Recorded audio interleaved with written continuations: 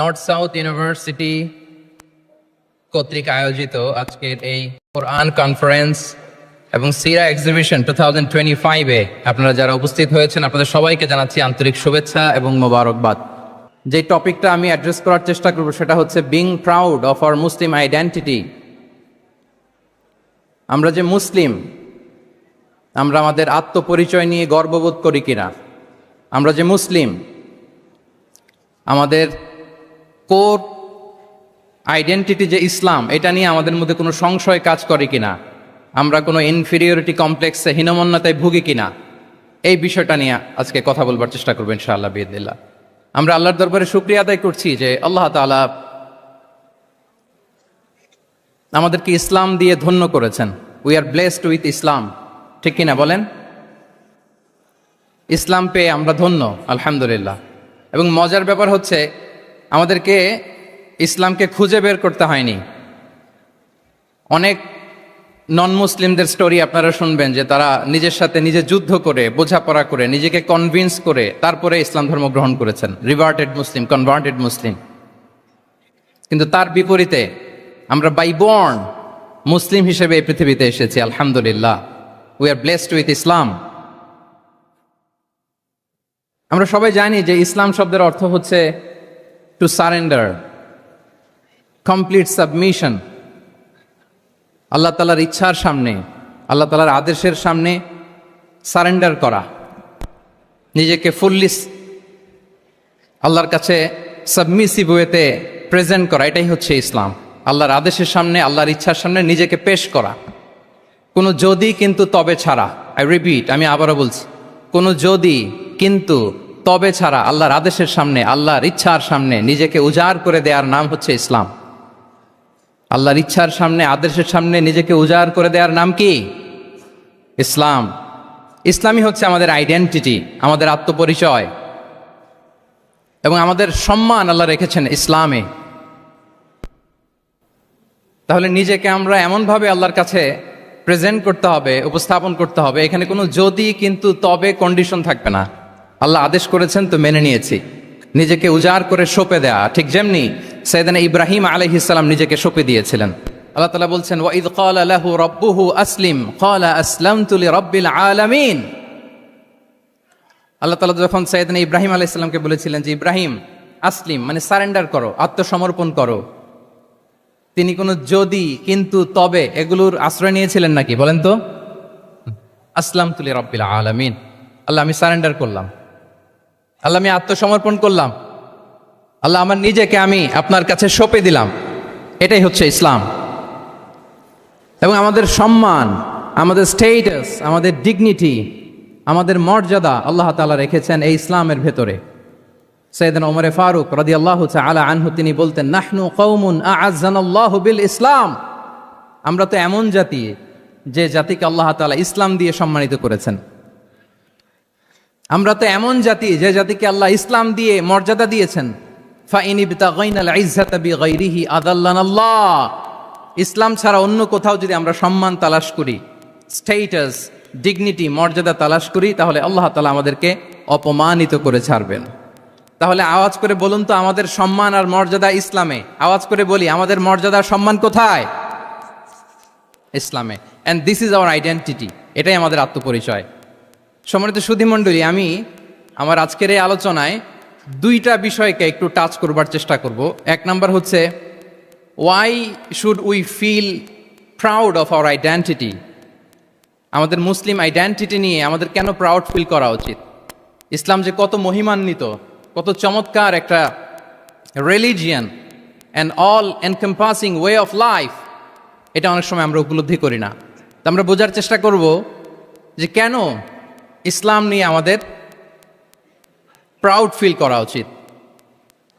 আমরা সবাই মুসলিম, এজন্যই কি ইসলাম অনন্য? আমি ইসলাম ধর্মের অনুসারী, তো গায়ের জোরে কি আমি ইসলামকে শ্রেষ্ঠ বলবো? শ্রেষ্ঠ বললে হবে না। আল্লাহ তাআলা এমন কিছু ক্যারেক্টারিস্টিক্স, এমন কিছু ফিচার দিয়ে ইসলামকে সৌন্দর্যমণ্ডিত করেছেন, বিউটিফাই করেছেন, ফলে বাই ডিফল্ট ইসলাম শ্রেষ্ঠ। আল্লাহু আকবার। এটা জোর করে, তর্ক করে, চাপার জোরে ইসলামকে শ্রেষ্ঠ প্রমাণ করা লাগবে না। বাই ডিফল্ট ইসলাম শ্রেষ্ঠ, এমন কিছু ফিচার আল্লাহ তাআলা আমাদেরকে দিয়েছেন ইসলামের ভেতরে, যে কারণে ইসলাম বাই ডিফল্ট এটা শ্রেষ্ঠ একটি ধর্ম। কি কি ফিচার দিয়ে আল্লাহ তাআলা ইসলামকে সমৃদ্ধ করেছেন, কেন ইসলাম অনন্য, কেন আমাদের মুসলিম আইডেন্টিটি নিয়ে আমাদের প্রাউড ফিল করা উচিত, এ বিষয়ে প্রথমে কথা বলবো। এরপরে কথা বলবো what should we do to protect our Muslim identity, কেন আমরা প্রাউড ফিল করব মুসলিম আইডেন্টিটি নিয়ে। এরপরে কথা বলবো এই মুসলিম আইডেন্টিটিকে আমরা কিভাবে প্রোটেক্ট করতে পারি। তাহলে প্রথমে ইসলামকে আল্লাহ তাআলা কি কি অনন্য ফিচার, ক্যারেক্টারিস্টিক্স, বৈশিষ্ট্য দিয়ে ধন্য করেছেন। আমরা যদি এই টপিকে কথা বলি তাহলে দেখব যে আল্লাহ তাআলা ইসলামকে একটা knowledge based way of life বানিয়েছেন। এটা জ্ঞান ভিত্তিক ধর্ম। অজ্ঞতার সাথে, ইগনোরেন্সের সাথে এই ধর্মের কোনো সম্পর্ক নেই। এবং ইসলামের প্রথম যে বাণীটি, কোরআনের প্রথম যে আয়াতটি, দ্য ভেরি ফার্স্ট ভার্স আল্লাহ তাআলা যে নাজিল করেছেন, সেখানেও আল্লাহ তাআলা আমাদেরকে জ্ঞানার্জনের কথা বলেছেন। হেরা গুহায় সূরা আলাকের প্রথম যে আয়াতটি নাজিল হয়েছে সেটি কি ছিল? ইকরা। আওয়াজ করে বলুন সেটি কি? ইকরা বিসমি রাব্বিকাল্লাযী খালাক, read in the name of your lord who has created, পড়ো তোমার প্রভুর নামে যিনি শিখিয়েছেন। তাহলে ইসলামের প্রথম কথাই হচ্ছে পড়ো, এক্সপ্লোর করো, ইনোভেট করো, ডেভেলপ করো। ইসলামের প্রথম কথাই হচ্ছে পড়া। জ্ঞানের সাথে নিজেকে জুড়ে রাখো, অজ্ঞতার সাথে ইসলামের কোনো সম্পর্ক। এবং জ্ঞানকে আল্লাহ রাসূল সাল্লাল্লাহু আলাইহি ওয়াসাল্লাম বিশ্বময় ছড়িয়ে দিতে বলেছেন। Knowledge has no boundaries. তিনি বলেছেন বাল্লিগু আন্নি ওয়ালাউ আয়া, একটি আয়াত হলেও আমার পক্ষ থেকে গোটা বিশ্বে ছড়িয়ে দাও। এবং জ্ঞানের রাস্তায়, জ্ঞানের পথে যে অগ্রসর হয়, আল্লাহর হাবিব সাল্লাল্লাহু আলাইহি ওয়াসাল্লাম বলেন, যে ব্যক্তি জ্ঞানের পথে অগ্রসর হয় সে মূলত জান্নাতের পথেই অগ্রসর হয়। মান সালাকা তরিকান ইয়ালতামিসু ফীহি ইলমান সাহালাল্লাহু লাহু তরিকান ইলাল জান্নাহ। যে জ্ঞান অর্জনের জন্য সামনে আগায় সে মূলত জান্নাতের দিকে আগায়। আল্লাহু আকবার। তাহলে ইসলাম একটা নলেজ বেসড রিলিজিয়ান। এখানে আমাদের গোজামিল দেওয়ার কোনো সুযোগ নাই। এটা জ্ঞান ভিত্তিক ধর্ম। এজন্য এ ধর্ম পেয়ে এই ওয়ে অফ লাইফ যে আমরা প্র্যাকটিস করি, আমাদের প্রাউড ফিল করার দরকার আছে না নাই? বলেন, প্রাউড ফিল হয় না? আচ্ছা, এক নাম্বার হচ্ছে নলেজ বেসড রিলিজিয়ান। দ্বিতীয়ত হচ্ছে ইসলাম হচ্ছে দ্বীনুল ইনসানিয়া, মানবতার ধর্ম। মানবতাকে ইসলাম অনেক গুরুত্ব দেয়। মানুষের সম্মান, মর্যাদা সবচাইতে বেশি। ইসলাম মানুষকে বলে আশরাফুল মখলুকাত।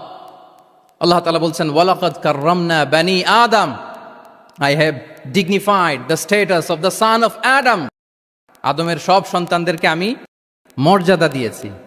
তিনি বলেননি যে আমি মুমিনদেরকে শুধু মর্যাদা দিয়েছি, শুধু মুসলিমদের মর্যাদা দিয়েছি, কেবলমাত্র মুসল্লিদেরকে মর্যাদা দিয়েছি, এমন তিনি বলেননি। ওয়ালাকাদ কাররামনা বানি আদম, গোটা বনি আদমকে, মুসলিম অমুসলিম নির্বিশেষে সব বনি আদমকে আমি সম্মানিত করেছি। আল্লাহু আকবার। এভাবে ইসলাম মানবতার কথা বলে এবং মানুষের জন্য যে কাজ করে, ইসলাম তাকে শ্রেষ্ঠ মানুষ বলেছে। খয়রুন নাস আনফাউহুম লিন-নাস, মানুষের মধ্যে শ্রেষ্ঠ সে মানুষ যে অন্যের কাজে লাগে, যে মানবতার উপকারে আসে, সে শ্রেষ্ঠ মানুষ। এভাবে ইসলাম মানবতার জয়গান গেয়েছে। আল্লাহ রাসূল সাল্লাল্লাহু আলাইহি ওয়াসাল্লামের সামনে দিয়ে একবার একটা লাশ যাচ্ছিল। তিনি সাহাবাদেরকে নিয়ে বসেছিলেন। হঠাৎ ওই লাশ দেখে রাসূল সাল্লাল্লাহু আলাইহি ওয়াসাল্লাম দাঁড়িয়ে গেলেন। সাহাবারা বললেন, ইয়া রাসূলুল্লাহ ইন্নাহু ইয়াহুদি, এটা ইহুদির লাশ। কার লাশ?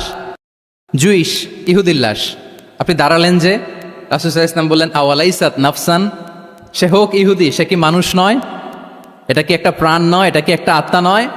আমি তো ইহুদি, খ্রিস্টান, আস্তিক, নাস্তিক সেটা দেখিনি, আমি মানুষ, এ কারণে সম্মান দিয়ে দাঁড়িয়ে গিয়েছি। আল্লাহু আকবার। তাহলে ইসলাম হচ্ছে দ্য রিলিজিয়ন অফ হিউম্যানিটি, মানবতার ধর্ম।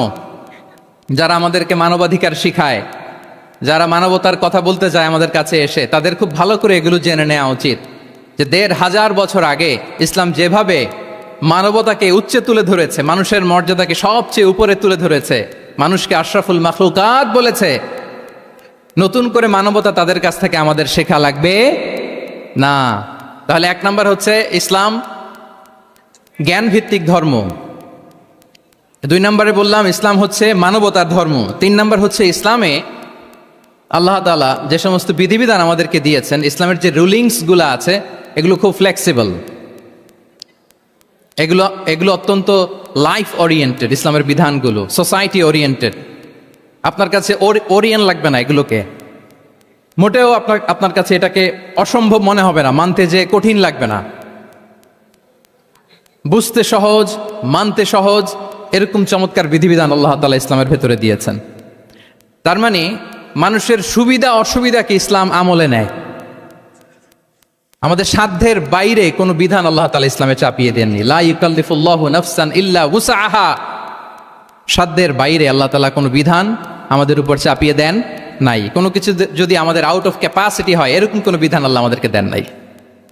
বরং ইসলামের সবগুলো বিধান আপনার কাছে খুবই যুক্তি সুলভ লাগবে, খুবই স্বভাব সুলভ লাগবে, আপনার নেচারের সাথে, আপনার চাহিদার সাথে এটা খুব যায়, খুব স্যুট করে, এমন বিধান আল্লাহ তাআলা দিয়েছেন। আল্লাহ তাআলা বলছেন, ওয়ামা জাআলা আলাইকুম ফিদ্দীন মিন হারাজ। দিনের ভেতরে, ইসলামের ভেতরে আমি কোনো হারাজ রাখিনি, জটিলতা রাখিনি, কাঠিন্যতা রাখিনি, বরং সহজ করে ইসলামকে তোমাদের জন্য আমি দিয়েছি। অন্যত্র আল্লাহ তাআলা বলছেন, ইউরিদুল্লাহু বিকুমুল ইউসরা ওয়ালা ইউরিদু বিকুমুল উসর। আল্লাহ তোমাদের জন্য সহজ চান, কঠিন চান না। আমরা অনেক সময় না বুঝে ইসলামকে খুব কঠিন করে প্রেজেন্ট করি, উপস্থাপন করি। ইসলাম আসলে এত কঠিন না, কিন্তু আমরা কঠিন করে ফেলি। কিন্তু আল্লাহ তাআলা সহজ করেছেন। কতটা সহজ? নামাজের মধ্যে দাঁড়িয়ে সালাত আদায় করা হচ্ছে ফরজ। দাঁড়িয়ে সালাত আদায় করা কি? আপনি দাঁড়াতে পারেন না, বসে পড়লেও কবুল করবে কে?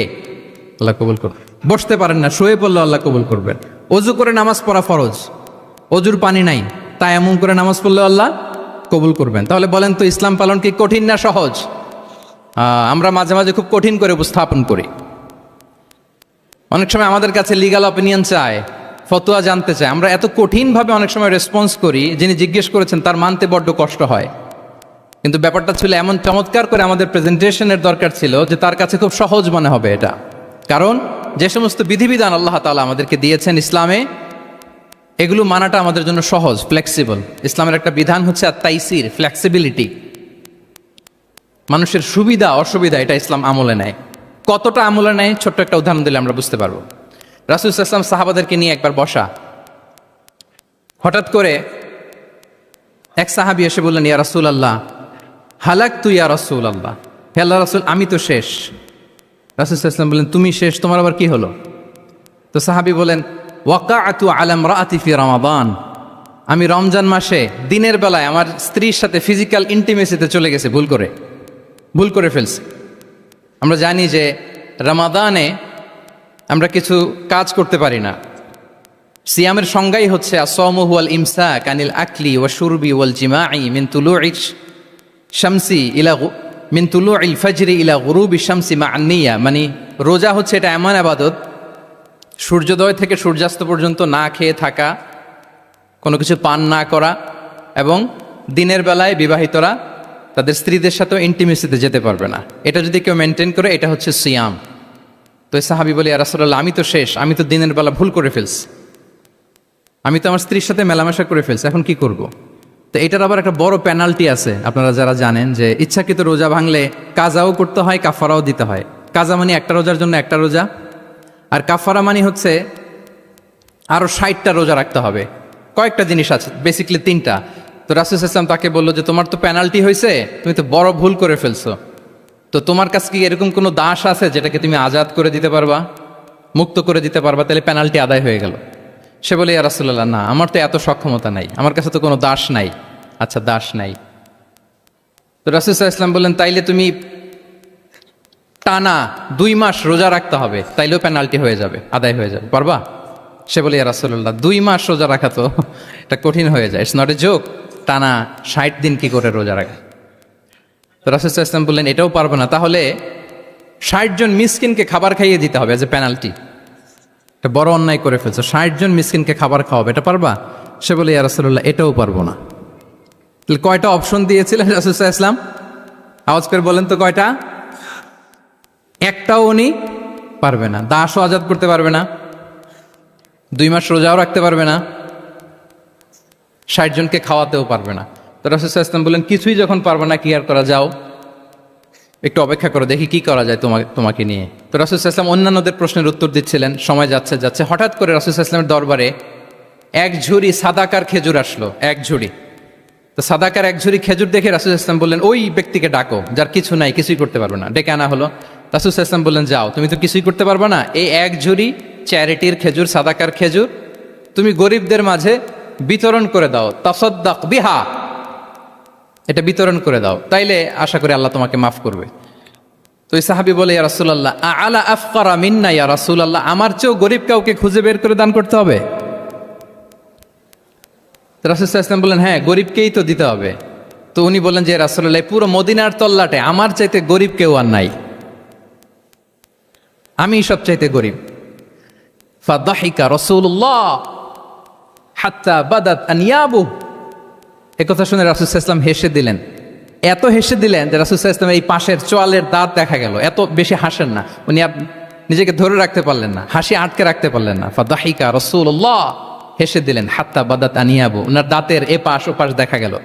তো রাসূল সাল্লাল্লাহু আলাইহি ওয়াসাল্লাম বললেন, যাও, দাস মুক্তি করতে পারবো না, 2 মাস রোজাও রাখতে পারবা না, তারপরে 60 জনকে খাবারও খাওয়াতে পারবো না, এখন দিলাম চ্যারিটির এক ঝুড়ি খেজুর, এটা গরিবদের মধ্যে দান করে দাও। তুমি বলো যে তোমার চেয়ে গরিব আর কেউ নাই, তো কি করা, যাও তুমি তোমার ফ্যামিলি নিয়ে এটা খাও, তোমার ফ্যামিলির মেম্বার্স যারা আছে এদেরকে নিয়ে এটা কি করো, খাও। দেখেন আমাদের সুবিধা অসুবিধাকে ইসলাম কতটা বিবেচনায় নেয়। আসছিল পেনাল্টি দিতে, কথা বুঝতেছেন আমার? ওই সাহাবী রাসূল সাল্লাল্লাহু আলাইহি ওয়াসাল্লামের কাছে আসছিল কি দিতে, পেনাল্টি। এখন নিয়ে গেল কি, এক ঝুড়ি। আল্লাহু আকবার পড়বেন না? দিস ইজ আওয়ার ইসলাম, যেটা নিয়ে আমাদের প্রাউড ফিল করা উচিত। কি বলেন? আমাদের যে ধর্ম জ্ঞানের কথা বলে, আমাদের যে ধর্ম মানবতার কথা বলে, আমাদের যে ধর্ম এমন বিধান দেয় যেটা মানতে পালন করতে আমাদের কষ্ট হয় না, বরং আমাদের সুবিধা অসুবিধা বিবেচনায় নেয়, সে ধর্ম নিয়ে, সে ইসলাম নিয়ে আমাদের প্রাউড ফিল করা উচিত কিনা বলেন? শুনি নাই আমি, ইয়েস অর নো? আচ্ছা, গেল ফ্লেক্সিবিলিটি। আচ্ছা, অন্যের অধিকারের ব্যাপারে সচেষ্ট থাকতে বলে ইসলাম। সুবহানাল্লাহ।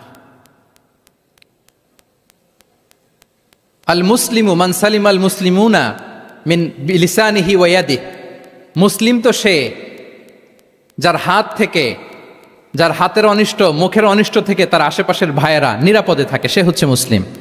তার মানে আপনার হাত দিয়ে, আপনার কথা দিয়ে, আপনার কাজ দিয়ে আপনি আশেপাশের কাউকে যদি কষ্ট দেন, আপনি মুসলিম হতে পারবেন?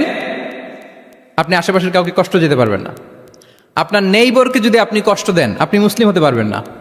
আপনি অন্যের প্রাইভেসিতে যদি ইন্টারফেয়ার করেন, কারো প্রাইভেসি যদি ভায়োলেট করেন, আপনি ভালো মুসলিম হতে পারবেন? কারো পার্সোনাল স্পেসে যদি আপনি নাক গলান, আপনি যদি ইন্টারফেয়ার করেন, তাহলে আপনি ভালো মুসলিম হতে পারবেন না। অন্যের অধিকারের ব্যাপারে ইসলাম আমাদেরকে সচেষ্ট থাকতে বলে। ইসলাম বলে, ওয়ালা তাজাসসু, খবরদার, খবরদার, গোয়েন্দাগিরি করো না, কারো পার্সোনাল স্পেসে নাক ঢুকিও না। যেটা তোমার ইস্যু না, যেটা তোমার বিজনেস না, ওখানে তুমি কভু যাবে না। কিন্তু আমরা এগুলো ভায়োলেট করি, দেদারসে, কি বলেন, করি না? অন্যের কোনো বিষয়ে আমাদের আগ্রহ থাকে বেশি, এরকম থাকে না? এনএসইউতে আলহামদুলিল্লাহ এরকম কেউ নাই, আছে এরকম? কারো পার্সোনাল বিষয়ে আমাদের কোনো ইন্টারেস্ট আছে? আছে না নাই? হাফ হাফ হয়ে গেছে, দেখছেন? আচ্ছা, অন্যের পার্সোনাল বিষয় জানতে খুব মন চায় কার কার, দেখি।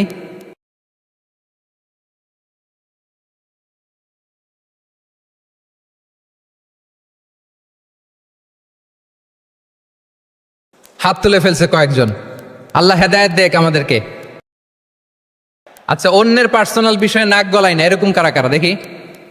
মাশাআল্লাহ, মাশাআল্লাহ, মাশাআল্লাহ। ঠিক আছে, হাত নামান। ঠিক আছে, এবার 2 বারের 1 বারও যারা হাত তোলেন নাই তারা হাত তোলেন। আপনারা কি করেন? আচ্ছা, তাহলে অন্যের পার্সোনাল ইস্যুতে আমরা আজকে থেকে নাক গলাবো, আমরা ভুল করে ফেলি। ইনশাল্লাহ আমরা এমনটা করব না। আমরা অনেক সময় খুঁচিয়ে খুঁচিয়ে তার পার্সোনাল বিষয় জানতে চাই। বিশেষ করে নিঃসন্তান দম্পতি পেলে আমি দেখেছি খুঁটিয়ে খুঁটিয়ে তাকে প্রশ্ন করে, ভাই কি সমস্যা? বেবি নিচ্ছেন না কেন? কার সমস্যা? আপনার সমস্যা না ভাবির সমস্যা?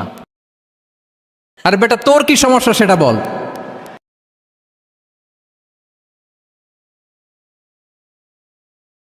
একজন নিঃসন্তান দম্পতি কি পরীক্ষার মধ্য দিয়ে যায় আমাদের কোনো আইডিয়া আছে? তার এই পরীক্ষার মধ্যে যদি আমরা কাটা গায়ে নুনের ছিটা যদি দেই তাহলে তার কেমন লাগবে বলেন তো? আছে তো সে পরীক্ষার মধ্যে, খুঁটিয়ে খুঁটিয়ে আমরা তাকে বিব্রত করার চেষ্টা করি। আল্লাহ আমাদেরকে হেফাজত করুক। এগুলো আমরা করব না ইনশাআল্লাহ বলেন। তাহলে দেখেন যে যে ইসলাম আমাদেরকে ইনস্ট্রাক্ট করে, খবরদার কারো পার্সোনাল স্পেসে নাক গলাবে না। হ্যাঁ, প্রত্যেকের একটা প্রাইভেট স্পেস আছে, কেউ এখানে ইন্টারফেয়ার করতে পারবে। ইসলাম আমাদেরকে অন্যের রাইটসের ব্যাপারে সচেতন থাকতে বলে। ইসলাম আমাদেরকে কমিউনাল হারমোনির কথা বলে, সাম্প্রদায়িক সম্প্রীতি। আমরা মুসলিম, এদেশে আমরা মুসলিম সংখ্যাগরিষ্ঠ, কিন্তু আমাদের হিন্দু ভাইয়েরা আছে, বৌদ্ধরা আছে, তাদের সাথে মিলেমিশে থাকার কথা বলে। এবং রাসূল সাল্লাল্লাহু আলাইহি ওয়াসাল্লাম তো মদিনাতে যে তাই করেছেন, মদিনা চার্টার করেছেন। জুইশরা ছিল, পেগানরা ছিল, মুসলিমরা ছিল, সবাইকে নিয়ে তিনি মদিনা চার্টার করেছেন। পরবর্তীতে তারা বিট্রে করার কারণে, ট্রেচারের কারণে এই মদিনা চার্টার ভঙ্গ হয়েছে, কিন্তু রাসূল সাল্লাল্লাহু আলাইহি ওয়াসাল্লামের পক্ষ থেকে কোনো না ছিল না। তাহলে এই যে পরমত সহিষ্ণুতা, রিলিজিয়াস কো এক্সিস্টেন্স, ধর্মীয় সহাবস্থান, এটার কথা ইসলাম আমাদেরকে বলে। এবং কতটা জোরালোভাবে বলে আপনি অবাক হবেন। মাইনরিটি রাইটসকে ইসলাম এমনভাবে প্রিজার্ভ করেছে। আল্লাহ রাসূল সাল্লাল্লাহু আলাইহি ওয়াসাল্লাম বলেন, কোনো হিন্দু, কোনো মাইনরিটি, কোনো সংখ্যালঘু, শব্দটা যদিও আমাদের পছন্দের না, বোঝানোর জন্য বলছি, কোনো অমুসলিম যদি মুসলিমদের পাশে থাকে এবং কোনো মুসলিম যদি তার রাইটকে ভায়োলেট করে, যেমন আপনি মুসলিম, আপনার নেইবার হচ্ছে হিন্দু, আপনি যদি তার হক নষ্ট করেন, জোর করে তার জমি দখল করেন, তাকে তার প্রাপ্য থেকে বঞ্চিত করেন, রাসূল সাল্লাল্লাহু আলাইহি ওয়াসাল্লাম বলেন কিয়ামতের দিন আমি ওই হিন্দুর পক্ষে মুসলিমের বিপক্ষে বাদী হয়ে দাঁড়াবো। আল্লাহু আকবার। রাসূল সাল্লাল্লাহু আলাইহি ওয়াসাল্লাম ওই হিন্দুর পক্ষে, আমি রাসূল সাল্লাল্লাহু আলাইহি ওয়াসাল্লামের উম্মত, আমার বিপক্ষে দাঁড়াবেন। আল্লাহু আকবার। What a marvelous statement. আল্লাহু আকবার। সংখ্যালঘুদের উপর যদি কেউ কোনো মুসলিম অত্যাচার করে, রাসূল সাল্লাল্লাহু আলাইহি ওয়াসাল্লাম বলেন তুমি আমার উম্মত হতে পারো, কিন্তু তোমার পক্ষে না, আমি ওই মাজলুমের পক্ষে কিয়ামতের দিন দাঁড়াবো।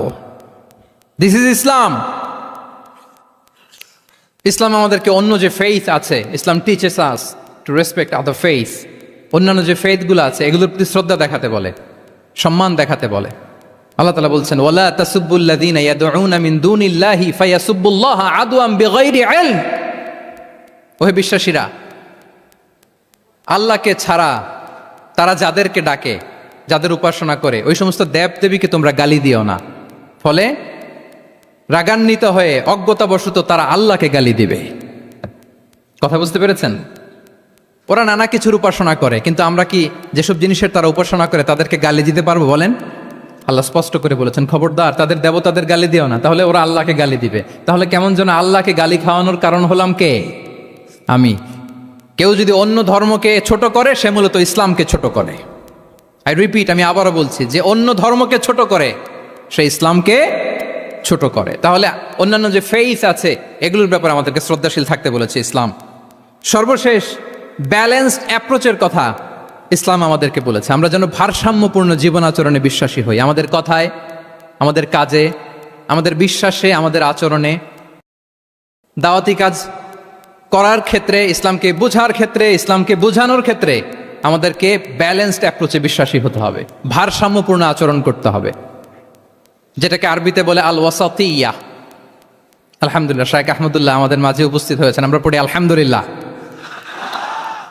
এদেশের একেবারে বিদগ্ধ স্কলার্স যারা আছেন, লিডিং ইসলামিক স্কলার্স, ওনারা আপনাদের এই কনফারেন্সে এসেছেন। আলহামদুলিল্লাহ, আপনারা চমৎকার চমৎকার আলোচনা শুনেছেন। আমার পরপরই আপনারা শাইখের আলোচনা শুনবেন ইনশাআল্লাহ বিইذনিল্লাহ। আমি খুব অল্প সময়ের মধ্যে শেষ করে দিব। তাহলে 7 নম্বরে বলছিলাম ইনশাআল্লাহ। জি জি, আছি আছি আছে ইনশাআল্লাহ। না ঠিক আছে।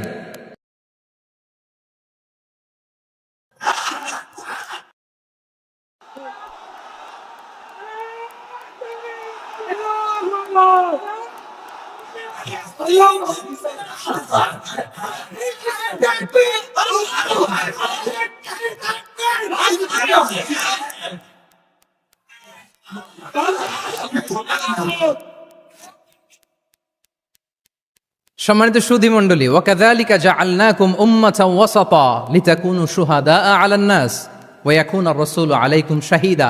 আমরা হচ্ছি মধ্যমপন্থী জাতি। ইসলাম আমাদেরকে বাড়াবাড়িও শেখায় না, ছাড়াছাড়িও শেখায় না, বরং মাঝামাঝি থাকতে বলে। আলহামদুলিল্লাহ বলেন। আমরা শিথিলপন্থীও নই, আমরা কট্টরপন্থীও নই, বরং আমরা মধ্যমপন্থী। আমরা কোন পন্থী বলেন তো? আওয়াজ করে, আমরা কোন পন্থী? আমরা মধ্যমপন্থী। তাহলে ইসলাম বোঝার ক্ষেত্রে, বোঝানোর ক্ষেত্রে, ইসলাম পালন করার ক্ষেত্রে, অনুশীলন করার ক্ষেত্রে আমাদেরকে মধ্যম পন্থা অবলম্বন করতে হবে। বাড়াবাড়িও করা যাবে না, ছাড়াছাড়িও করা যাবে। আমরা শিথিলপন্থীও নই, কট্টরপন্থীও নই, আমরা হচ্ছে মধ্যমপন্থী। তাহলে এরকম অনেকগুলো ফিচার দিয়ে আল্লাহ তাআলা ইসলামকে বৈশিষ্ট্যমণ্ডিত করেছেন। আমি কেবলমাত্র 7টি উল্লেখ করেছি। আচ্ছা, আপনাদের কাছে কি মনে হয় এই যে ফিচারগুলো দিয়ে আল্লাহ তাআলা ইসলামকে বৈশিষ্ট্যমণ্ডিত করেছেন, ওই ইসলাম পেয়ে এই মুসলিম আইডেন্টিটি নিয়ে আমাদের প্রাউড ফিল করা উচিত নাকি উচিত না? বলেন। Of course, absolutely we should feel proud of our Muslim identity. যে ইসলাম আল্লাহ তাআলা আমাদেরকে দিয়েছেন, এই মুসলিম আইডেন্টিটি নিয়ে আমাদেরকে অবশ্যই গর্ব করা উচিত। এখন আমি বলবো, what should we do to protect our Muslim identity? এই যে আমরা ইসলাম পেলাম, আপনারা বলেছেন যে আমরা ব্লেসড উইথ ইসলাম, ইসলাম পেয়ে আমরা ধন্য। তো এই মুসলিম আইডেন্টিটি, আমাদের এই মুসলিম পরিচয়, এটাকে আমরা রক্ষা করব কিভাবে? এখানে বেশিরভাগ তরুণ যুবক, মাশাআল্লাহ, আপনাদের উদ্দেশ্যে সামান্য কয়েকটি পয়েন্টস বলেই যে আমাদের মুসলিম আইডেন্টিটিকে আমরা কিভাবে প্রোটেক্ট করব, কয়েকটা পয়েন্ট বলেই আমি আমার আলোচনা শেষ করবো ইনশাআল্লাহ বিইذনিল্লাহ। মৌলিকভাবে যদি বলতে হয়, আমাদের এই মুসলিম আইডেন্টিটি যদি আমাদেরকে প্রিজার্ভ করতে হয়, প্রোটেক্ট করতে হয়, সর্বপ্রথম যেটা আমাদেরকে করতে হবে সেটা হচ্ছে অন টাইমে আমাদেরকে সালাত আদায় করতে হবে। 5 times prayer on time. Push yourself to go to mosque for offering salah.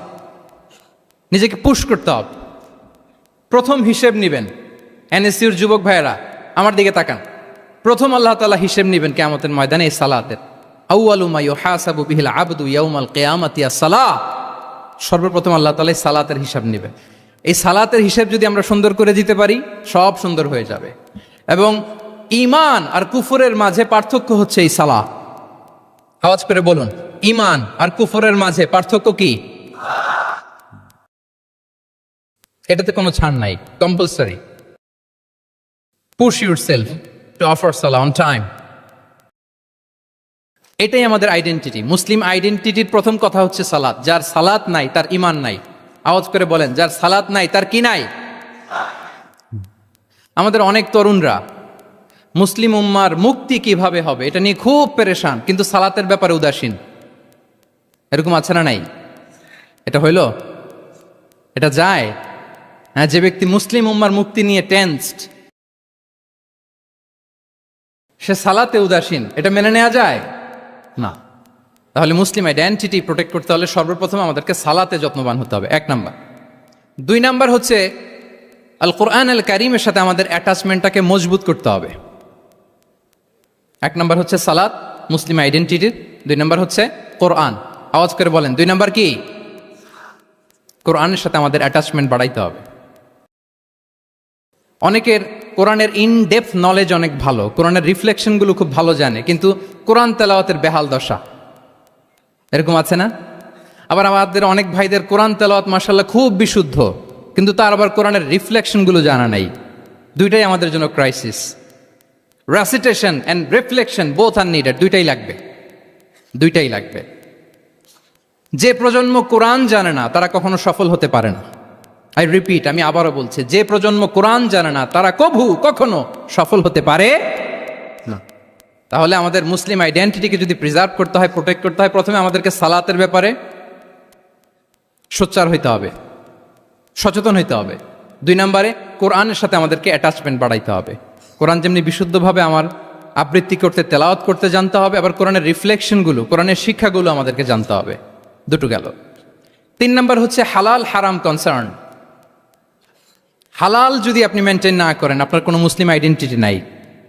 আল্লাহ বলছেন কুলু মিম্মা ফিল আরদি হালালান তাইয়্যিবা, এই জমিনে যেগুলোকে আমি হালাল করেছি এগুলো তোমরা কনজিউম করো। সম্মানিত শুধু খেয়াল রাখবেন, হালালের ভেতরেই বরকত আছে। হালালে কি আছে? হারামে কোনো বরকত নেই। হারামে আছে সাময়িক উত্তেজনা আর উন্মাদনা। কিন্তু হালাল এর ভেতরে আল্লাহ তাআলা বারাকা ঢুকিয়ে দিয়েছেন। তাহলে আমরা হালাল কনজিউম করব, কি বলেন? সব ক্ষেত্রে, সব ক্ষেত্রে। হারাম খেয়ে, হারাম কনজিউম করে যে ব্যক্তি দোয়া করে, যারা হারাম খায় তাদের দোয়া আল্লাহ কবুল করে না। এবং হারাম খেয়ে বর্ধিষ্ণু দেহ আল্লাহর জান্নাতে প্রবেশ করবে না। লা ইয়াদখুলুল জান্নাতা জাসাদুন গুযিয়া বিল হারাম, হারাম খেয়ে যে দেহ নাদুস নুদুস হয়েছে ওই দেহ কখনো আল্লাহর জান্নাতে প্রবেশ করবে না। এজন্য খবরদার, আমাদের সব কিছু আমরা হালাল দিয়ে সাজাবো ইনশাআল্লাহ। বলেন সবাই। আমাদের অনেকে একটা ভুল করে, সেটা হচ্ছে অনেকে খাবারের ক্ষেত্রে খুব কনসার্ন, যেটা হালাল হইতে হবে, যেটা আমি কনজিউম করব এটার ব্যাপারে খুব কনসার্ন, কিন্তু অন্যান্য বিষয়ে তার আর কোনো খেয়াল নাই, ভ্রুক্ষেপ নাই। এরকম আছে না নাই বলেন? আমাদের সরকারি বিভিন্ন অফিসগুলোতে ঘুষ আছে না? ঘুষ আছে। দেখবেন সরকারি অনেক হিন্দু কর্মকর্তা গরুর গোশত খায় না। কেন খায় না? তার ধর্মে এটা নিষেধ, গরু খেতে চায় না। আচ্ছা, আবার সরকারি অফিসগুলোর অনেক মুসলিম কর্মকর্তা দেখবেন সরকারি কাজে থাইল্যান্ড গিয়েছে, চায়না গিয়েছে, খুঁজে খুঁজে হালাল রেস্টুরেন্ট খোঁজে, ওয়াইন খায় না, পর্ক খায় না। কারণ কেন খায় না? এটা ইসলামে নিষেধ। কিন্তু দুই অফিসারই, মুসলিম অফিসার হিন্দু অফিসার, দুইজনই আবার ঘুষ খায়। হয় না এরকম? হিন্দু অফিসার গরুর গোশ খায় না, তার ধর্মে নিষেধ। মুসলিম অফিসার ওয়াইন খায় না, পর্ক খায় না, তার ধর্মে নিষেধ। তো ঘুষও তো দুই ধর্মের নিষেধ, কি বলেন? তাহলে যেটা খাবো, কনজিউম করবো, শুধু এইটার ব্যাপারেই কি হালাল? না। ইউর ইনকাম শুড বি হালাল, ইউর ফ্যাশন শুড বি হালাল, ইউর এন্টারটেইনমেন্ট শুড বি হালাল, ইউর রিলেশনশিপ শুড বি হালাল। আপনার রিলেশনশিপও কি হইতে হবে? এই তো আসল জায়গায় চলে আসছি এখন।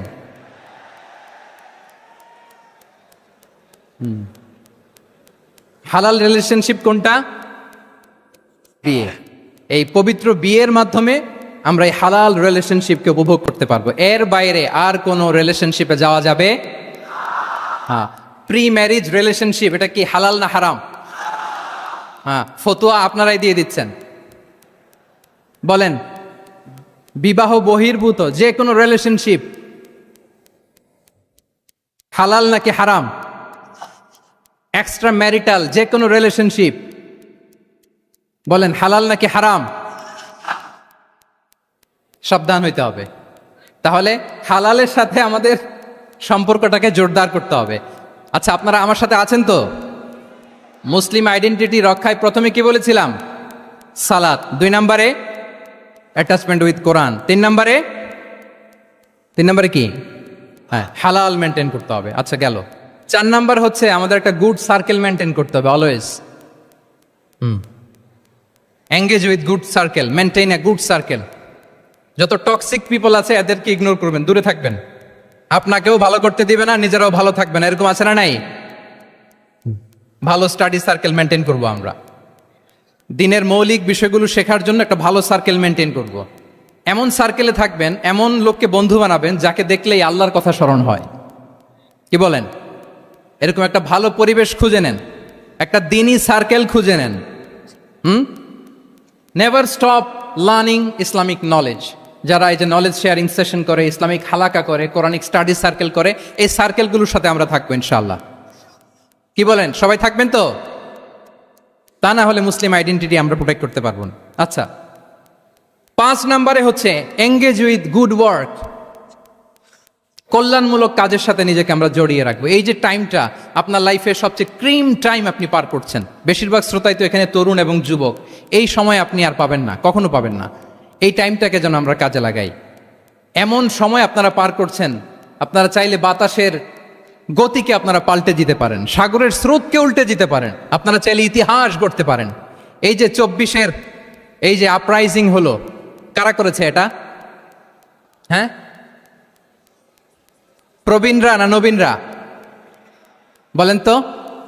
এই যে আবু সাইদ বুক টান টান করে যে দাঁড়িয়েছে, সে কি বুড়া মানুষ ছিল না যুবক ছিল আপনাদের মতো? আল্লাহ রাসূল সাল্লাল্লাহু আলাইহি ওয়া আলিহি ওয়াসাল্লাম তিনি বলেন, ইগতানিম খামসান ক্বাবলা খামসিন, 5 জিনিস ফুরিয়ে যাওয়ার আগে 5 জিনিসকে গনিমত মনে করো, গুরুত্বপূর্ণ মনে করো। এর মধ্যে একটা হচ্ছে শাবাবাকা ক্বাবলা হারামিক, তোমার বার্ধক্য আসার আগে তোমার এই যৌবনকে, প্রৌঢ়ত্বের আগে এই যৌবনকে কাজে লাগাও। এবং কিয়ামতের দিন আল্লাহ তাআলা 7 শ্রেণীর ব্যক্তিকে তার সুশীতল আরশের নিচে ছায়া দিবেন, যেদিন আল্লাহর আরশের সুশীতল ঠান্ডা ছায়া ছাড়া আর কোনো ছায়ার ব্যবস্থা থাকবে না। ওই 7 শ্রেণীর ব্যক্তির মধ্যে এক ব্যক্তি হচ্ছে ওয়াশাবুন নাশাআ ফি ইবাদাতিল্লাহ, এমন যুবক যে আল্লাহর ইবাদতে তার যৌবনকে কাটিয়েছে। বলেন ওইরকম যুবক হতে আমরা চাই কি চাই না? হ্যাঁ, তাহলে আমাদের এই যৌবনকে আমরা কাজে লাগাবো। 6 নম্বরে হচ্ছে কনসিস্টেন্সি, ধারাবাহিকতা, আরবিতে বলে আল মোদাওয়ামা। এই যে আজকে মাশায়েখরা এখানে কথা বলবেন, এত মোটিভেটেড হয়েছেন, কালকে থেকে মাশাআল্লাহ নামাজ, নফল রোজা, কোরআন তেলাওয়াত শুরু করছেন, কিন্তু 10 দিন পরে আবার শেষ, 1 সপ্তাহ পরে আবার আর নাই মোটিভেশন। এরকম হয় কি হয় না? আমরা কি শুধু 7 দিনের জন্য মোটিভেশন নেব আজকের কনফারেন্স থেকে, নাকি আজীবনের জন্য নেব? আজীবনের জন্য নেব।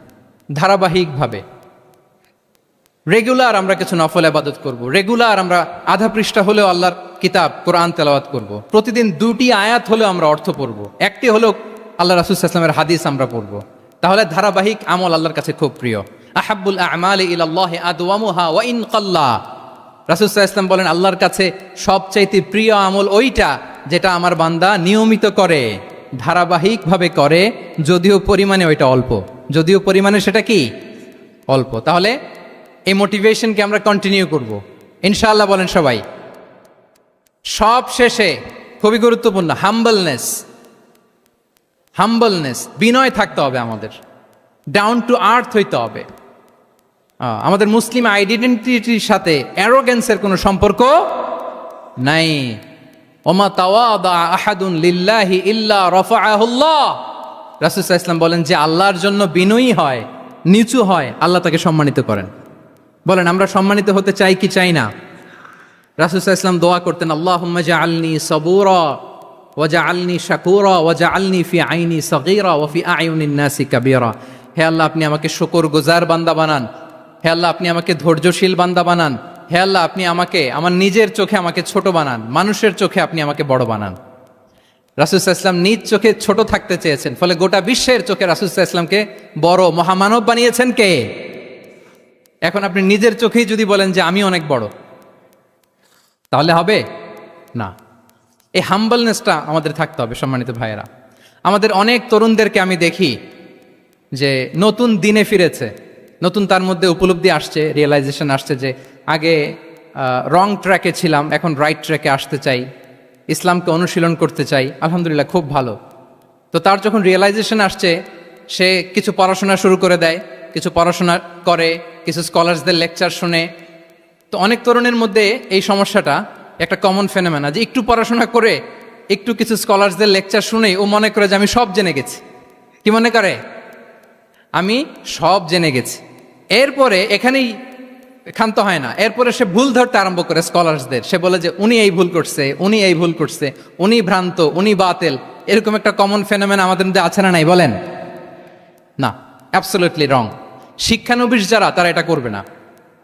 কিছুই শিখেননি আপনি, কিছুই জানেননি, এখনো অনেক দূর যেতে হবে আপনাকে। কোনো বিষয়ে কমেন্টস করতে গেলে, কোনো ইস্যু নিয়ে আপনাকে মন্তব্য করতে গেলে আপনাকে অগাধ পাণ্ডিত্য অর্জন করতে হবে, তারপরে আপনি সে বিষয়ে কথা বলতে পারবেন। তাহলে এই জাতীয় অ্যাটিটিউড যেন কখনো, এগুলো শয়তান করে, এই অ্যাটিটিউড যদি আমার মধ্যে ঢুকে, আপনি হয়তো ইসলাম থেকেও দূরে সরে যাবেন। আল্লাহ এই ধরনের অ্যাটিটিউড থেকে আমাদেরকে হেফাজত করুক, আমরা পড়ি আমিন। তাহলে সম্মানিত সুধী, being proud of our Muslim identity, এই টপিক নিয়ে আমি 2টা বিষয়ে কথা বলেছি, যে আমরা কিভাবে আমাদের এই মুসলিম আইডেন্টিটিকে প্রিজার্ভ করব, প্রোটেক্ট করব, আর কেন আমাদের এই মুসলিম আইডেন্টিটি নিয়ে গর্ববোধ করা উচিত। সম্মানিত সুধী মণ্ডলী, ইসলাম হচ্ছে আমাদের কোর আইডেন্টিটি, এবং ওমরে ফারুক রাদিয়াল্লাহু তাআলা আনহু বলেছেন, এখানে ইসলামই আমার সম্মান, ইসলামই আমার ইজ্জত। ইসলামের বাইরে যেয়ে যদি আমরা ইজ্জত খুঁজতে চাই, আমাদেরকে আল্লাহ তাআলা অপমানিত করবেন। তাহলে আমরা বোল্ডলি যেন এটা বলি যে আমি মুসলিম। যে আয়াত দিয়ে আমি শুরু করেছি সেটা দিয়ে শেষ করি, আল্লাহ তাআলা বলছেন, ওমান আহসানু কাওলাম মিম্মান দাআ ইলাল্লাহি ওয়া আমিলা সালিহাও ওয়া ক্বালা ইন্নানি মিনাল মুসলিমিন। তার চেয়ে শ্রেষ্ঠ কথা আর কার হতে পারে যে মানুষকে আল্লাহর দিকে ডাকে, নিজে সৎকর্ম করে আর বলে ইন্নানি মিনাল মুসলিমিন, নিশ্চয় আমি মুসলমান। নিশ্চয় আমি কি? বোল্ডলি, প্রাউড ফিল করে আমরা বলতে পারবো না যে আমি মুসলিম? পারবো? হ্যাঁ, নাকি সংশয় কাজ করে? করে? বলেন, আমরা আমাদের মুসলিম আইডেন্টিটিকে ওন করতে চাই কি চাই না? সবাই চাই। আমাদের আসল পরিচয় কি বলেন? মুসলিম। এরকম মুষ্টিবদ্ধ হাত উঁচু করে বলেন, আমাদের পরিচয় কি? আমি প্রশ্ন করলে উত্তর দিতে পারবেন? আওয়াজ করে বলেন, আমি কে? তুমি কে? এনএসইউ মেক এ নয়েজ, আমি কে? তুমি কে? আমি কে? তুমি কে? ওয়াকালা ইন্নানি মিনাল মুসলিমিন। তার চেয়ে শ্রেষ্ঠ ঘোষণা, শ্রেষ্ঠ কথার কার হতে পারে যে বলে যে আমি মুসলিম? এটাই আমাদের আসল পরিচয়। আমরা যেন হৃদয় থেকে আমাদের এই মুসলিম আইডেন্টিটিকে ওন করতে পারি। আল্লাহ তাআলা আমাদেরকে তৌফিক দান করুক, আমরা বলি আমিন। সম্মানিত সুধীমণ্ডলী, ইসলাম হচ্ছে সময়ের অপরিহার্য বাস্তবতা। ইসলাম আমাদেরকে সঠিক জীবন দর্শন শেখায়। আপনি জীবনে সুখী হতে চান, সমৃদ্ধ হতে চান, সফল হতে চান, জীবনের প্রতিটি অঙ্গনে আপনি ইসলামকে প্র্যাকটিস করুন, আপনি সুখী হবেন for sure, I am telling you.